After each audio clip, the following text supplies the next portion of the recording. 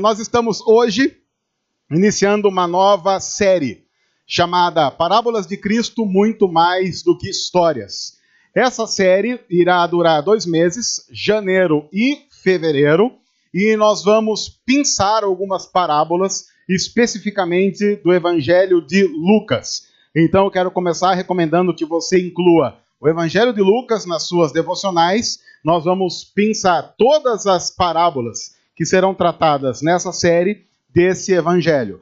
Óbvio, nós não vamos conseguir falar sobre todas as parábolas que Cristo proferiu ou ensinou, porque são muitas. Nós vamos pensar 7 ou 8, não de acordo com a importância. Isso é bom lembrar. Por quê? Porque não há uma parábola mais importante do que outra, porque todas elas têm a ver com a palavra de Deus para o nosso coração. Nós escolhemos de acordo com necessidades pontuais que nós temos como igreja e como povo cristão vivendo em nosso país, nessa cidade, nesse momento específico, tá ok? Então, talvez uma parábola que você goste vá ficar de fora. Então, se você tem alguma reclamação a fazer, mande para a nossa ouvidoria, que eu vou falar o e-mail de reclamação depois, quando não estiver gravando, para não prejudicar o nosso irmão Nando, que é o nosso setor de ouvidoria. No entanto, se você, logo após o culto, quiser saber quais são as parábolas, para saber se a sua está de fora, você pode procurar o presbítero Fernando ali em cima, ele estará ouvindo todas as reclamações. Se você achou a série muito legal, não tem nada a reclamar, quer apenas elogiar, eu estarei aqui também após o culto para receber a sua palavra de carinho e encorajamento, ok? Eu quero lembrar uma coisa importante sobre parábolas. Parábolas basicamente são histórias que Jesus contou para exemplificar alguma coisa. Acontece que, para as pessoas que Jesus está pregando, a forma de entender história é um pouco diferente da nossa. A nossa, um povo mais ocidental, funciona assim. Você está assistindo um filme. Imagine que você resolveu assistir um filme lá no... imagine que você pegou um filme. Não se pega mais filme. Mas imagine que você, sei lá... como é que no Netflix fala o quê? Você... Seleciona, muito obrigado. Seleciona, eu quero agradecer ao pessoal mais jovem. Tá. Bom, quero agradecer ao pessoal. Bom, você seleciona lá o filme e aí... Mas você leu a sinopse, se interessou e você selecionou. E aí, quando está começando o filme, vem lá uma informação assim: esse filme é baseado em fatos reais. Muda ou não muda a nossa postura diante do filme? A gente já pensa assim: olha, esse filme deve ser bom. Esse filme deve ser bom. Mas bom por quê? Não, porque é baseado em fatos reais. Não é porque o filme é baseado em fatos reais que ele pode ser bom. De repente ele é baseado na vida da sua sogra e o filme é dispensável. Mas não, estou brincando. Mas a gente tem essa forma de enxergar a história. A gente, quando ouve uma história, a primeira coisa que a gente tende a perguntar é: nossa, mas isso aconteceu mesmo? É real essa história? É verdade? Foi tudo assim ou você está inventando? Porque para nós, ocidentais, mais importante do que qualquer coisa sobre uma história é se ela é real. E depois, o que ela vai ensinar. No mundo em que Jesus está pregando, e na cultura em que Jesus está pregando, não é assim. No mundo em que Jesus está pregando, uma história é contada para exemplificar alguma coisa ou para dar alguma lição. Depois é que ele vai pensar assim: poxa vida, essa história aconteceu ou não aconteceu? Porque isso, nessa cultura bíblica, é secundário. Importante é o que você aprende a partir da história. Por que eu estou dizendo isso? Eu estou dizendo isso porque quando se fala em parábolas, muita gente faz crítica à Bíblia dizendo: mas essas parábolas podem até nunca ter acontecido. E aí a gente desmerece o texto porque Jesus contou uma história que não necessariamente é real no sentido de aconteceu daquela forma com personagens físicos, com CPF e RG. Isso para o texto e para a cultura em que Jesus está inserido não é um problema para nós. Então nós precisamos, primeiro talvez, nos libertar de alguns preconceitos com relação a algumas histórias. Por exemplo, vou pegar uma parábola muito conhecida, a parábola do filho pródigo. O filho pródigo, daquela forma como o texto está dizendo, existiu ou não existiu? Resposta simples e direta: não dá para saber. Pode tanto ter existido, Jesus está falando de um caso real que aconteceu mesmo, ou ele pode estar simplesmente contando uma história. No entanto, vamos pensar uma outra coisa. Quantas histórias similares ao filho pródigo vocês conhecem? De gente, por exemplo, que fugiu do amor do pai, que foge do amor de Deus, que vive uma vida totalmente distante do Senhor, totalmente irresponsável, e de gente que, em tese, ficou em casa, na casa do pai, mas ficou por causa de interesses, não porque ama o pai. Outra coisa, se você talvez não conheça tanta gente que repetiu essa história, mas uma outra pergunta a ser feita é: quantas vezes nós fomos o filho pródigo? Então, antes da gente olhar e pensar, mas será que essa história aconteceu mesmo com todos esses pormenores? É pensar o quanto eu estou inserido nessa história. O quanto essa história fala sobre mim. E isso é importante porque o texto de hoje, eu espero que mexa com você, para que você se encontre profundamente dentro do texto. E eu quero dizer que, sinceramente, eu espero que você já se encontre logo nos primeiros versículos, e nós vamos ver o porquê em alguns instantes. O texto de hoje, a parábola de hoje, está no Evangelho de Lucas, capítulo 18, do versículo 9 ao versículo 14. E o texto começa dizendo assim: há alguns, só alguns, então pode relaxar, relaxa, porque essa parábola é dirigida a alguns. Quem? Há alguns que confiavam em sua própria justiça e desprezavam os outros. Jesus contou esta parábola e daqui a pouco vem a parábola. Então presta atenção. Há alguns que confiavam em sua própria justiça e desprezavam os outros, porque confiavam na sua própria justiça. Jesus contou esta parábola. O texto claramente está contrapondo dois tipos de gente. Gente que confia em si mesmo e acha que é justo, e gente que sabe que é ruim.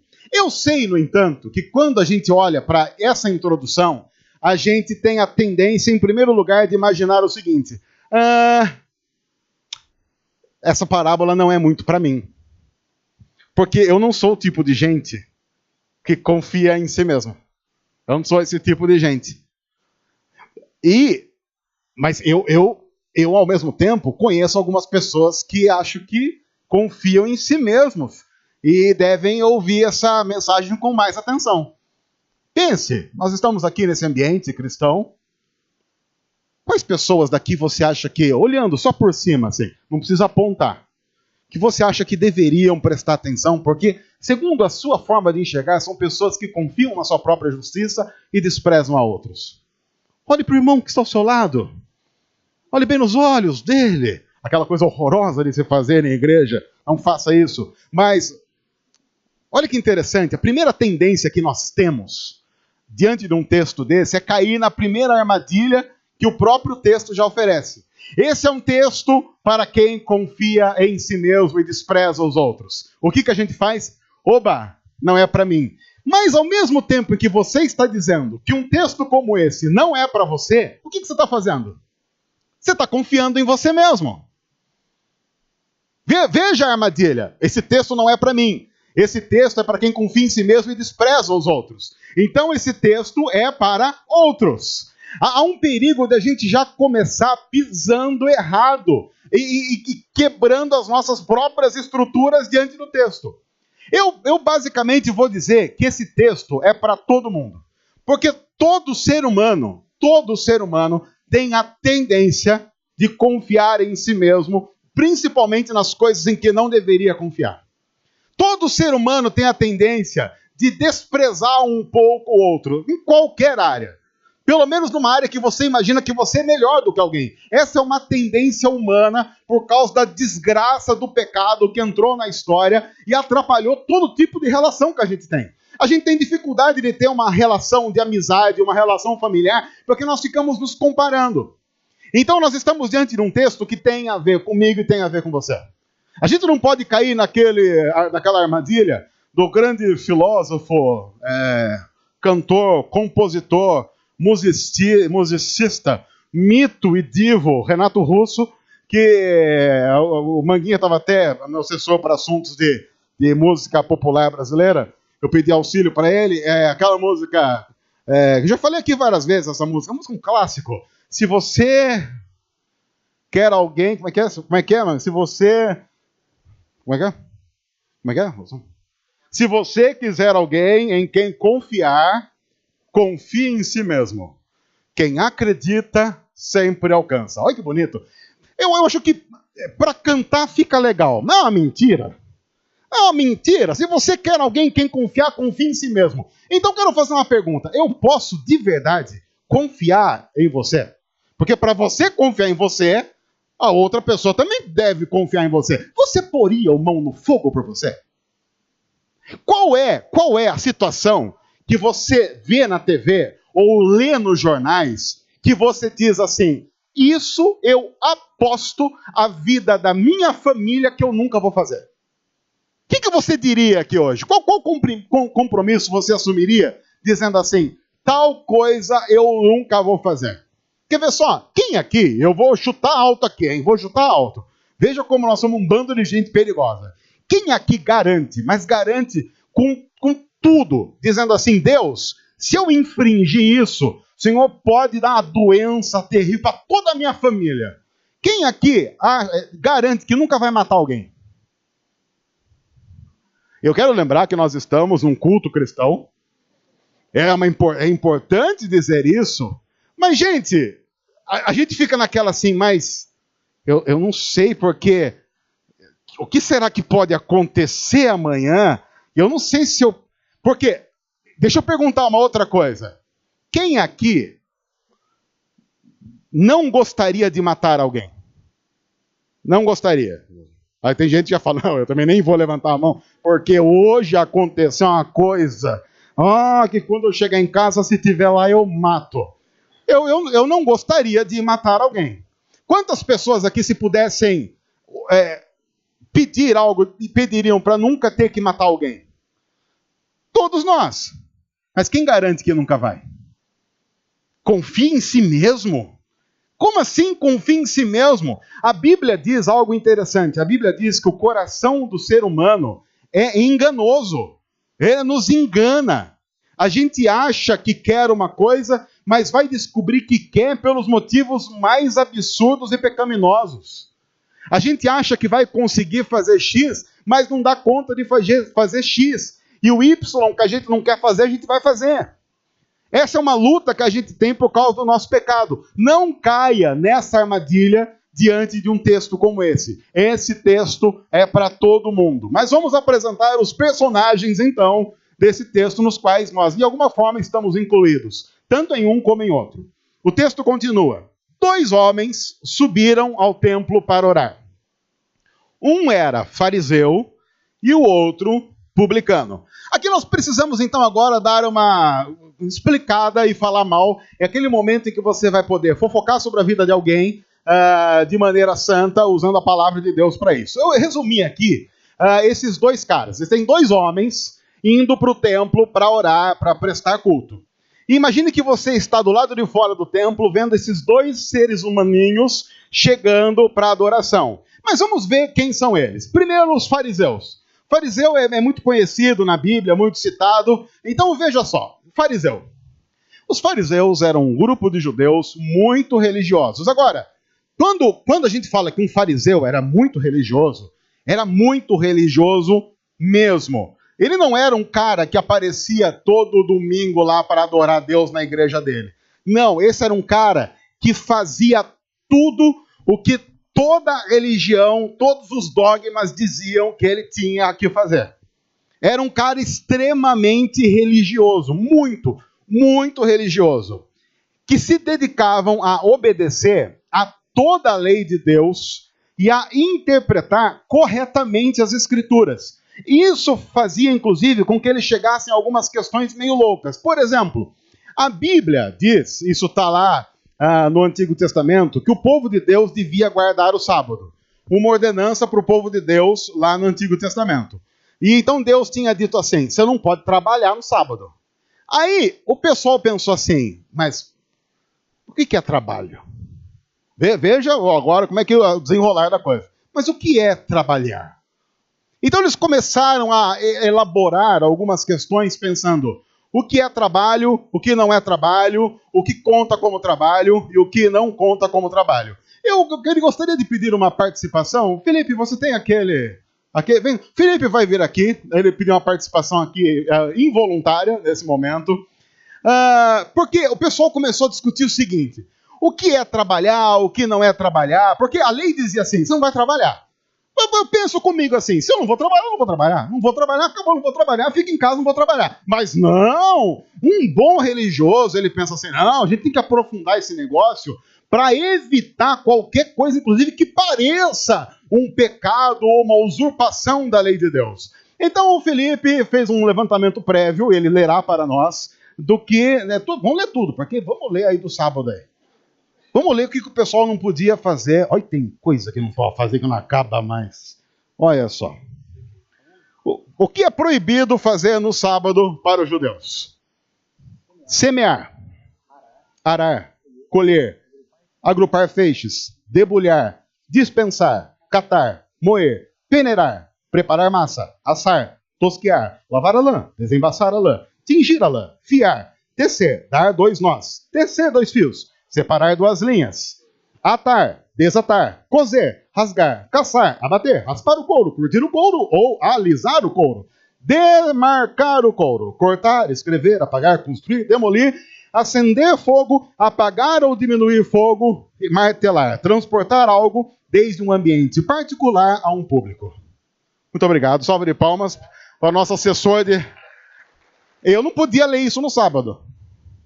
Já ia ter cansado, já ia ter infringido.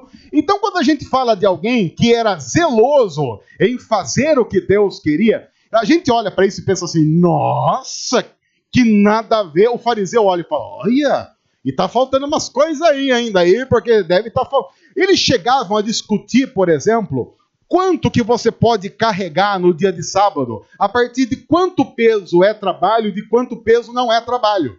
Isso valia, inclusive, para alimentos. Então, eu não me lembro exatamente qual era a medida, mas era tipo assim, se tal coisa que você fosse levantar no sábado tivesse mais de, sei lá, 100, 200 gramas, você não podia levantar. Então, você imagina assim, vou comer uma fruta no sábado. Aí, se ela, vou comer uma maçã no sábado, então você tem que pesar a maçã na sexta, para ver se ela tem mais ou menos peso do que pode levantar no sábado, porque se ela tivesse mais peso do que pode levantar no sábado, você descartava aquela maçã. Então, alguns estudiosos dizem que uma das frutas preferidas do sábado era figo, porque figo não pesa nada, né, aquela desgraça. E aí o pessoal comia figo, que não acabava mais. E eles achavam, inclusive, que fazendo isso, eles estavam agradando a Deus. Eles achavam que fazendo isso, Deus estava olhando para eles e pensando assim, eles são muito bons, eles são muito corretos, eles são muito santos. E tem mais, deixa eu ver onde que a gente parou aqui. Os fariseus acreditavam que para agradar a Deus, cada pessoa tinha que obedecer fielmente a todas as regras das escrituras e da tradição. Uma coisa importante, havia mais ou menos... alguns historiadores divergem um pouco nesse número, mas havia mais ou menos 600 regras que alguém deveria cumprir diariamente para ser fiel à lei de Deus e às interpretações subjacentes à lei de Deus. Você começava o dia devendo 600 regras. Imagina você fazendo check. Até fazer os 600 já tinha acabado o dia.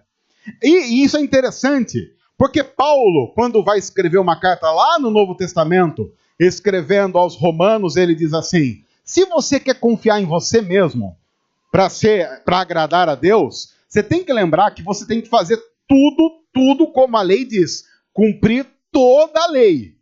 Se você infligir uma só, você já se tornou culpado de tudo. Basicamente, Paulo estava dizendo, você não tem como agradar a Deus seguindo regras. Por isso é que ele diz, a lei veio para mostrar a nossa incapacidade de agradar a Deus por nós mesmos, e é por isso que nós precisamos do sacrifício de Jesus, que foi perfeito, reto, santo e justo em nosso lugar, viveu e cumpriu a lei em nosso lugar, morreu em nosso lugar, pagando a penalidade da lei sendo infringida, que ele não infringiu, mas em nosso lugar, e ressuscitou para nos tornar justos. Paulo vai dizer no Novo Testamento, se você quer confiar em você mesmo, confie, mas você cumpre as 600 regras todo dia? Porque lembre-se, se você não cumpre as 600 regras todo dia, rodou e você vai para o inferno. Agora, se você confia em Jesus, Jesus cumpriu toda a lei em nosso lugar. Jesus satisfez a vontade de Deus em nosso lugar. E é por isso que nós confiamos nele. Mas o fariseu era esse tipo de gente.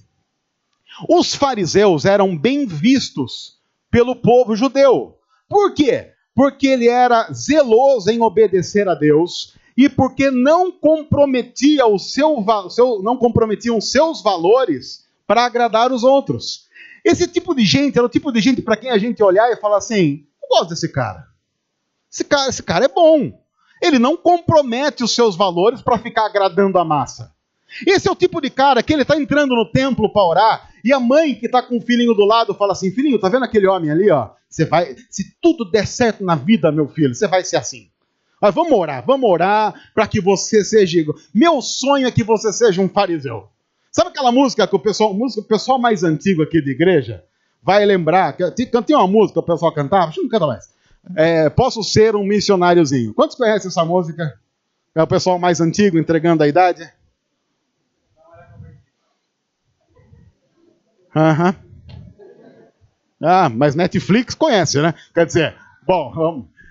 A música era mais ou menos assim: Posso ser um missionáriozinho se falar de Cristo, ó companheirinho, lá, lá, lá, lá, lá, lá, só vocês.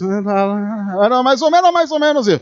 O pessoal lá em Israel cantava o quê? Posso ser um fariseuzinho se eu guardar toda a lei o dia inteirinho. E aí eu não vou conseguir inventar mais coisa agora. Mas era mais ou menos isso. Eles eram admirados pelo povo, porque eles eram zelosos, cumpridores da lei, pessoas de boa moral, boa índole.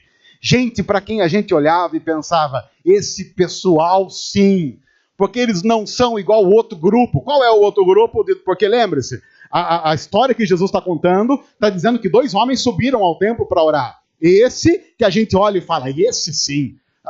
Esse menino tem que ser pastor. Esse menino tem que ser pastor. E também tinha o publicano. Vamos lá para o publicano.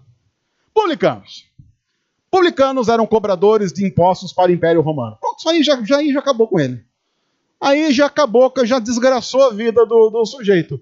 Porque cobrador de imposto não é uma pessoa bem vista em nenhuma época, em nenhum lugar. Cobrador de imposto não é aquela pessoa que fala assim, queria tanto que aparecesse vendedor e cobrador de imposto aqui na porta de casa. Que é a coisa que eu mais queria mesmo. Quero que viesse cobrar um imposto aqui. Adoro que cobra imposto. O cara podia vir. E o publicano tinha mais. Ele era um cobrador de imposto para o Império Romano, que estava controlando aquela região, controlando aquelas terras. Para um povo que entende a terra como um solo santo, um solo sagrado. Esse pessoal é um pessoal do povo trabalhando para o inimigo. Eles eram desprezados pelo povo porque muitos eram corruptos. Os publicanos cobravam impostos dos seus compatriotas para o mantimento do Império Romano. Os impostos do Império eram pesados e os publicanos muitas vezes cobravam demais, enriquecendo à custa da miséria do povo. Funcionava mais ou menos assim. Vamos imaginar aqui, sei lá, o Fred. O Fred é um publicano e aí o Império Romano ia lá contratar o Fred. Falar, Fred, parabéns, você passou no concurso público para publicano, saiu o edital aí de convocação, foi convocado. E aí o pessoal dizia assim, Fred, olha só, você tem família, o Fred tem esposa, tem 2 filhos, aí tem uma vida, então nós vamos pagar um salário para você. Agora você é concursado, tem uma estabilidade de emprego, você vai ganhar R$1.000. R$1.000. Vai ganhar R$1.000, esse é o seu salário, mas tem benefício? Não tem benefício. É R$1.000 Mas, ó, livre de imposto, porque é você que é o cobrador de imposto, né? Então, já... Não, ok. Bom, mas era mais ou menos isso. Aí deixa eu fazer uma pergunta. Com R$1.000, o Fred conseguiria viver de maneira decente, com esposa, 2 filhos, casa, conseguiria ou não? Não conseguiria. Ele ia pensar assim, mas não vale a pena ser publicano? Mas o que o empregador falava? O empregador falava assim, Fred, é o seguinte, como é que funciona os Paranauê aqui? Funciona assim, você vai fazer o levantamento de impostos que o Manguinha está devendo. A gente quer receber dele o que ele está devendo para a gente. A carta de quitação está na sua mão. Você dá depois do pagamento. Só que, ó Fred, presta atenção. O Manguinha, vai que você levanta lá o que ele tem que pagar de imposto, e você descobre, por exemplo, que ele está devendo 1.000. Então, deixa eu dizer uma coisa. Ó, na minha mão, eu vou querer 1.000 dele, tá ok? Se você, porventura, cobrar algo a mais, sei lá, você se vira aí, eu não tenho nada a ver com isso, pode ficar como adicional no seu salário. Então tem benefício. Mas o benefício você não tira de mim, tira dele. Só que acontece que o Manguinha também não era bobo nem nada, ele sabia, no fim das contas, quanto ele devia. Mas ele também sabia quanto que ele tinha que pagar para o Fred para ter a quitação do imposto dele. Ele sabia que era 1.000 que ele tinha que pagar. Mas quanto que ele teve que pagar para o Fred? 3.000. 2.000 foi para incorporar aí o salário. Agora imagine que o Fred cobrava 2.000 a mais do Manguinha, 2.000 a mais do Cadu, 2.000 a mais de mim, 2.000 a mais de um monte de gente. Quando chegava no fim do mês, o salário do Fred era de 30 a 40 mil reais. Todo mundo sabia que 29, 39 mil roubados de nós. Esse era o publicano. Então você tem que imaginar que quando a Bíblia diz que um publicano está indo para o templo para orar, junto com um fariseu, e a história começa dizendo assim, essa história é sobre quem confia em si mesmo e despreza os outros. Quem é do povo e está ouvindo essa história pensa assim, agora é a vingança dos fariseus. Agora Jesus vai colocar publicano no seu devido lugar, porque essa gente é gente safada, gente corrupta, desgraça de gente. Não é como eu. Eu não roubo, eu não mato, eu não me prostituo, eu não faço as coisas que a maioria faz. Tem gente muito sem vergonha nesse mundo. Porque eu quero dizer uma coisa, se as pessoas nesse país fossem como eu, esse país seria muito melhor. Se as pessoas na igreja fossem como eu, a igreja seria muito melhor. Se as pessoas da minha família fossem como eu, minha família seria muito melhor. Se qualquer pessoa fosse como eu, ela seria muito melhor. Acontece que, sabe o que eu vejo? Eu estou cercado de publicano, de gente sem vergonha. E imagina você ali, Jesus está contando essa história, dizendo, 2 homens foram ao templo para orar. Um fariseu e um publicano. E você pensa, desavisado, eu já sei como essa história vai terminar. Porque essa história só pode terminar de um jeito. Quem é bom vai para o céu, e quem é ruim vai para o inferno. Quem é bom será louvado e exaltado, e quem é ruim vai passar por humilhação pública. Então Jesus vai falar de como cada um orava. O fariseu, em pé, orava no íntimo. Isso é importante, porque Jesus está dizendo, ele não está orando em voz alta. Ele está orando para si mesmo. É uma oração que tem a ver com ele. Ele orava no íntimo. Deus, eu te agradeço porque eu não sou como os outros homens. Ladrões, corruptos, adúlteros. Nem mesmo como esse publicano aí, ó. Eu jejuo 2 vezes por semana e dou o dízimo de tudo quanto eu ganho. Eu chamo essa oração do fariseu de oração comparativa. E que parte de uma premissa errada. Eu sou bom e a partir daí não tem como nada dar errado em minha vida. Veja como ele está orando. Ele está orando para si mesmo. Eu sei quem eu sou. Eu sei quem eu sou. E eu não sou como esse homem. Eu não sou alguém corrupto. Eu não sou ladrão. Eu não sou adúltero. Eu não sou como esse cara, esse sem vergonha aqui do lado. Eu jejuo 2 vezes por semana e dou o meu dízimo. Veja, a gente não pode cair também na cilada de dizer, olha, então jejuar 2 vezes por semana e dar o dízimo uma coisa ruim, porque isso é coisa de fariseu. Não, porque lembre-se, qual é o contexto em que Jesus vai ensinar essa parábola? Jesus está dizendo isso para quem confia em si mesmo. O problema não é fazer ou não fazer essas coisas, mas a partir da confiança em quem você está fazendo ou deixando de fazer isso. Muita gente, por exemplo, deixa de fazer o que é errado não porque ama a Deus e porque gosta de agradar a Deus, mas porque morre de medo do inferno. Então o medo do inferno passa a ser muito maior do que amor a Deus.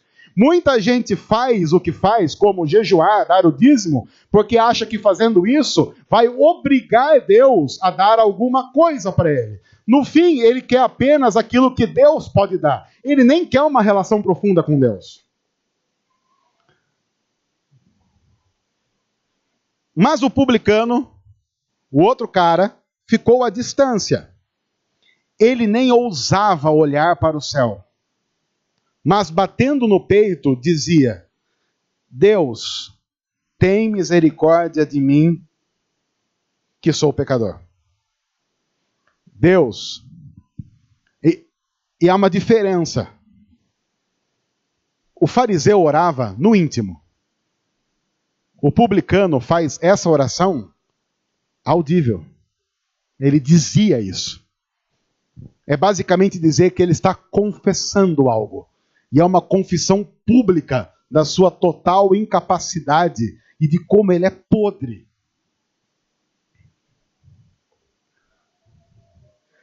Nós precisamos lembrar que, diante de um texto como esse, nós sempre vamos ter 2 perigos.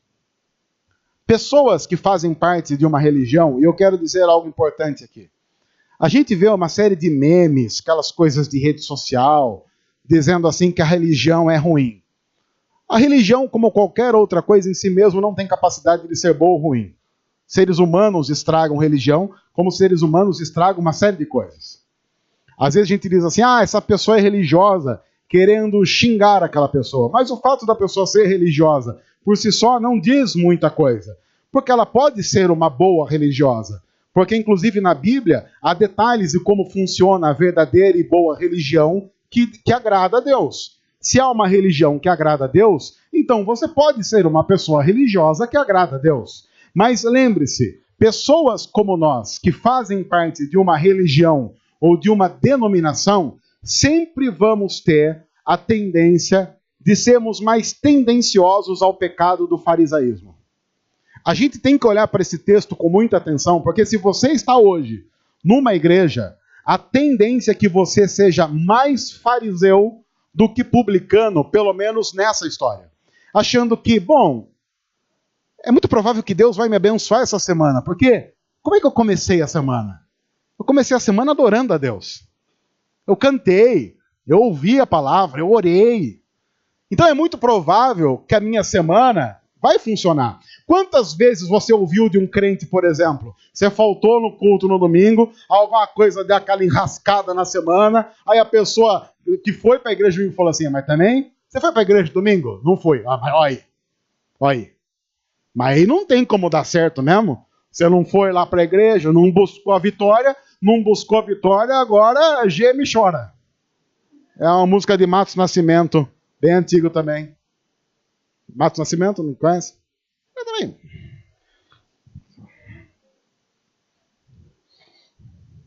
Agora é aquele momento que você prega a mensagem toda, a única coisa que o pessoal vai fazer depois é mandar crítica porque a gente não gosta de Matos Nascimento. Mas vocês não gostam de Matos Nascimento? Bom, onde nós estávamos aqui. Aí o pessoal diz assim, mas então sabe o que eu vou fazer? Eu vou deixar a igreja. E geralmente quem deixa a igreja para fugir dos fariseus tem uma tendência absurda de se tornar publicano. A questão é que o desafio na vida cristã é você saber que de um e de outro lado você está correndo riscos. E é por isso que nós precisamos confiar em Cristo para ser quem nós somos. Confiando nele, que ele fez em nosso lugar o que a gente não tem capacidade de fazer. Porque se nós confiarmos em nós mesmos, é inevitável. Ou você vai ser fariseu, ou você vai ser publicano.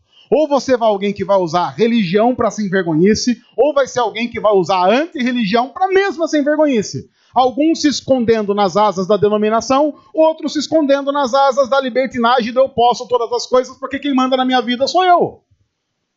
De um e de outro lado, você tem gente que precisa fazer essa oração. Deus, tem misericórdia de mim.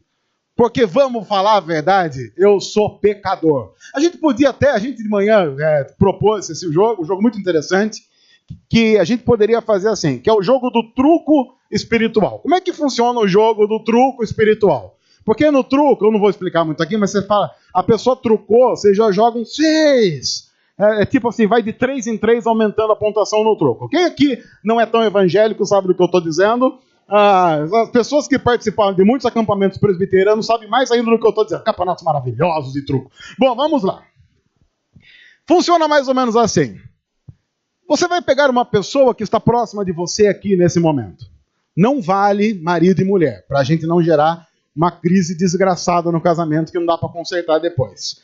Mas o que você vai fazer? Você vai contar, essa pessoa tem que conhecer você relativamente bem. Então, sei lá, por exemplo, vou escolher aqui o Fred. O Fred, nós não somos parentes, a gente se conhece relativamente bem, porque a gente já se conhece há não sei nem quantos anos, então assim, já dá para se conhecer mais ou menos. E aí, o que eu vou falar para o Fred? Eu vou falar para o Fred assim, Fred, você vai citar um pecado meu. E para cada pecado meu que ele citar, eu já cito 3 meus, é o truco, entendeu? Para cada pecado meu que ele sabe, que eu falo assim, Marquito, tá, lembra aquele dia eu vi você fazendo aquilo? Para cada coisa que ele citar, eu vou citar 3 que eu sei que eu fiz de volta. E aí eu vou falar assim, Fred, mas também, eu já vou dar o contra-ataque.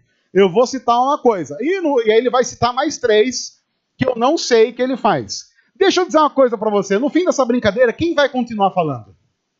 Sabe quem é que vai continuar falando? A própria pessoa de si mesma. Porque tem uma desgraça que acontece com o nosso pecado. Toda vez que você peca, você está lá. Então você sabe todas as porcarias que faz. E que desgraça é essa de achar que as pessoas não são mais pecadoras que você? Você conseguiria citar uns 500 pecados seus, conseguiria citar no máximo uns 15 de Hitler? Faz a lista dos pecados de Hitler aí. Se você for fazer os seus, vai dar até mais.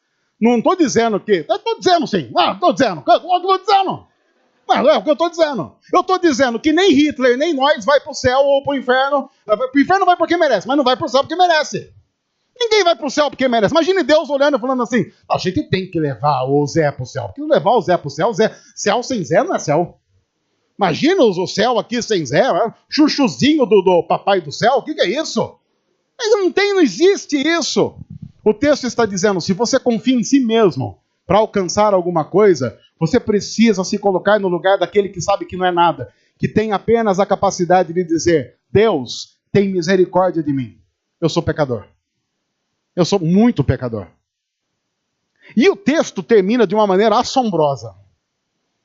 Eu lhes digo, Jesus está dizendo, eu lhes digo que este homem, o publicano, e não o outro, foi para casa justificado diante de Deus. Pois quem se exalta será humilhado, e quem se humilha será exaltado. Oi? Agora, cuidado para não usar esse texto para dar vazão à safadeza. Que tem muita gente que fala, tá vendo? É muito melhor ser publicano do que fariseu. Não é isso que o texto está dizendo. Não é isso. Eu quero perguntar uma coisa. Vocês acham que o fariseu, o que fez a primeira oração, ele estava sendo sincero na sua oração? Sim ou não? Ele achava aquilo? Ele achava. Era uma oração sincera, só que isso é a desgraça dele. Mas ele estava sendo sincero, porque ele acha isso. E aí como é que ele voltou para casa? Ele voltou para casa do jeito que ele chegou. Achando que era alguma coisa, mas sem ser considerado justo por Deus.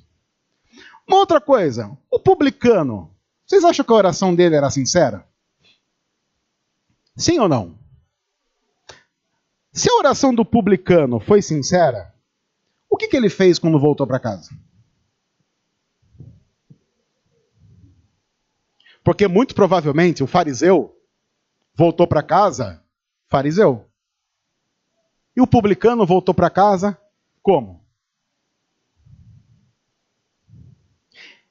Ele pode até ter voltado publicano. Mas que tipo de publicano ele voltou?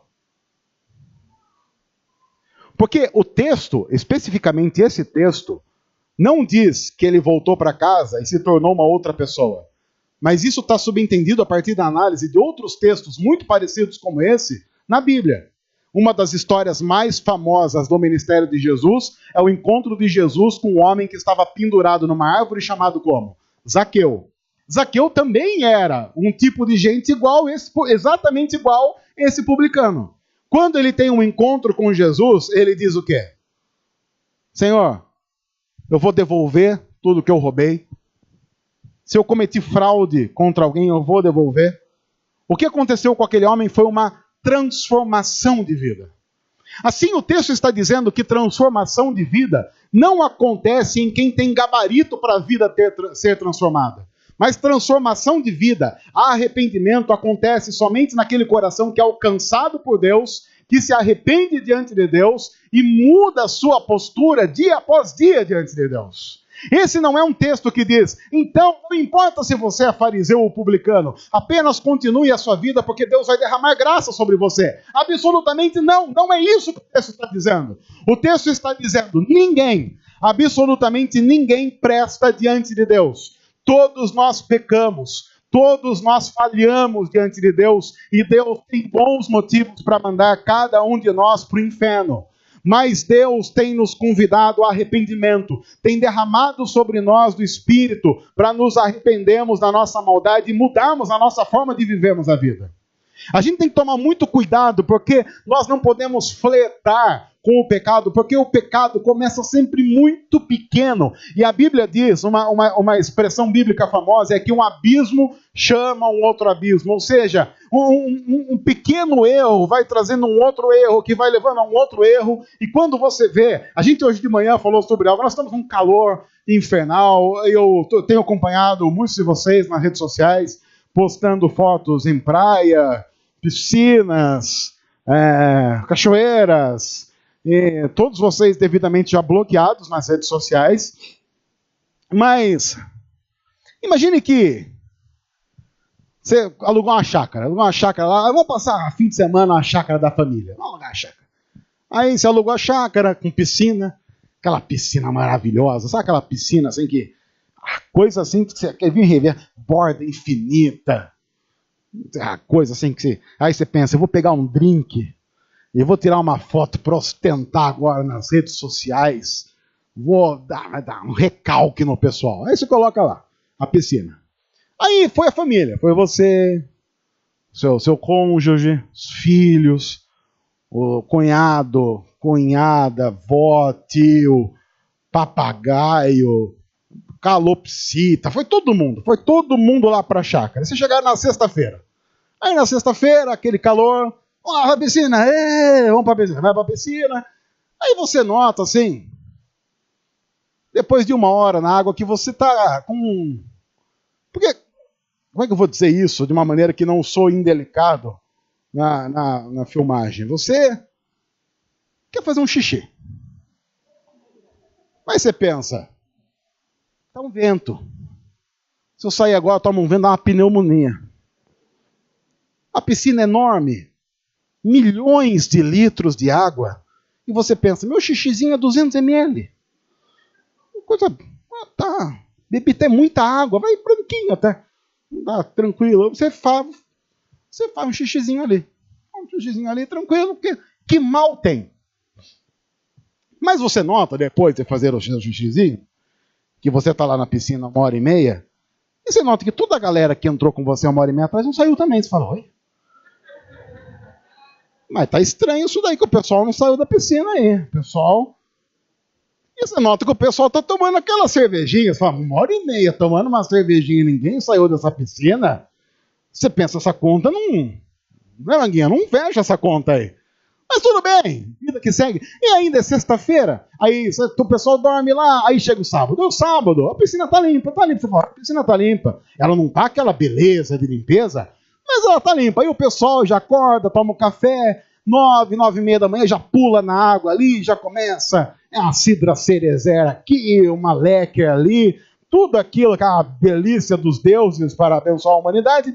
E o pessoal, aquela mesma coisa, assim, o pessoal não sai da água, sai para dar aquela almoçada, mas já volta para a água. Aí você começa a notar que no final da tarde do sábado, aquela água ela já tem a cor do ouro, a cor das pedras, do mais puro ouro de Ofir, usando uma linguagem bíblica. Você começa a notar que aquela água é meio pesada. Você começa a notar que é meio turva aquele negócio. Você fala, meu Deus, mas a gente chegou na sexta, não lembro de que a água era saborizada e agora já é. Mas você está ali. E aí, quando a galera sai, aí no domingo você acorda, você olha para aquela água, você pensa, meu Deus, dá para andar sobre essa água. Ela já está com você não sabe se é água ou é alguma essência de gelatina. Ela tá aquela coisa meio assim, você fala, Aí você levou o seu filhinho lá de 2, 3 anos e fala, vou entrar na água. Você fala, pelo amor de Deus, não vai. Você já agarra, por que eu não vou? Não vai. Porque você já pensa, se essa criança entrar na água, é capaz que tenha nascido um monstro dentro da água na madrugada, com excesso de todas as poluentes ali, devore a criança. Ou, sei lá, que vai pegar tétano, alguma coisa vai pegar nessa água ali. O que pode pegar numa água como essa? Eu nem sei. Vai pegar o quê? A micose todo mundo já pegou na sexta-noite. Micose, o pessoal já está sentindo aquele ardor, aquela coceirinha ali. O que é a pessoa já comprou uma pomada boa para micose? Algum assessor para assuntos de micose? Não? O que é? O pessoal já está espirrando Vodol. Vodol. Não é repelente, é Vodol. O pessoal já fez batida de Vodol, todo mundo. Uma coisa horrorosa. Mas tudo isso, veja, com 200 ml. Não subestime o poder deturpador do pecado. Porque quando você menos notar, você está nadando numa piscina de fezes.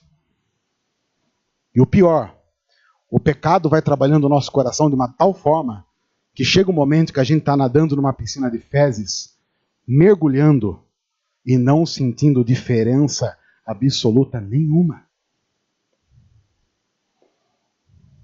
Porque nós somos assim. Nós temos essa capacidade.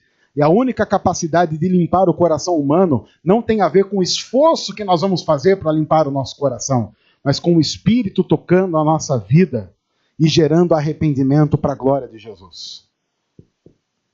A única forma de nós sermos justificados não tem a ver com aparecer num culto. Olha que interessante.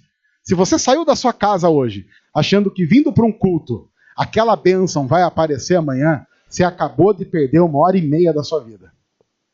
Você podia ter ficado em casa assistindo um monte de coisa. Se você saiu de casa imaginando que no final desse culto, Deus vai olhar para você e falar assim, agora sim, você acabou de perder um tempo precioso da sua vida. Nós somos aqueles que somos convidados por Deus, adiante dele, todo santo dia dizer, Deus, tem misericórdia de mim, porque eu sou pecador. Nós não somos justificados porque somos alguma coisa. Nós somos justificados porque eternamente Jesus é. Ele é a nossa justificação. Ele é o nosso Senhor. Ele é o nosso Redentor. Quando nós cantamos a redenção, nós estamos cantando a nossa vida toda. A graça que alcançou a nossa vida, alcançou a nossa história e nos fez seres vivendo agora sim para a glória de Deus, não por nós mesmos, mas por Cristo Jesus. A quem confiava em si mesmo, na sua própria justiça, e desprezavam os outros, Jesus contou essa parábola. Ele contou essa parábola sobre nós em algum momento da nossa vida. No entanto, o convite é para que ainda hoje nós sejamos aqueles que vão dizer, Deus, tem misericórdia de mim, porque eu sou pecador. Eu sou pecador. Eu nem de longe sou o que eu deveria ser, mas dou graças ao Senhor, porque Jesus eternamente é o que sempre foi. Só Ele é. Que Deus os abençoe, que Deus confirme a palavra dele em nosso coração e transforme a nossa vida para a glória dele. Deus, obrigado por tua palavra, nós louvamos ao Senhor por ela e pedimos que o Senhor nos ajude a viver para a honra e glória do Senhor todos os dias da nossa vida. Ajuda-nos a confiar no Senhor, a confiar em Jesus e saber que a salvação não tem a ver com o que nós fazemos, mas com o que o Senhor Jesus fez na cruz em nosso lugar. Nós louvamos e bendizemos o Senhor, em nome de Jesus. Amém e amém. Olá pessoal, tudo bem? Você pode abençoar muito o nosso ministério fazendo o seguinte: se inscrevendo em nosso canal, deixando o seu joinha aqui embaixo, comentando e compartilhando essa mensagem com outros. Vai abençoar muito o que nós temos feito aqui e vai fazer com que outras pessoas possam ser transformadas pelo amor de Jesus através da mensagem do Evangelho. Deus abençoe, obrigado, que Deus cuide de cada um de nós.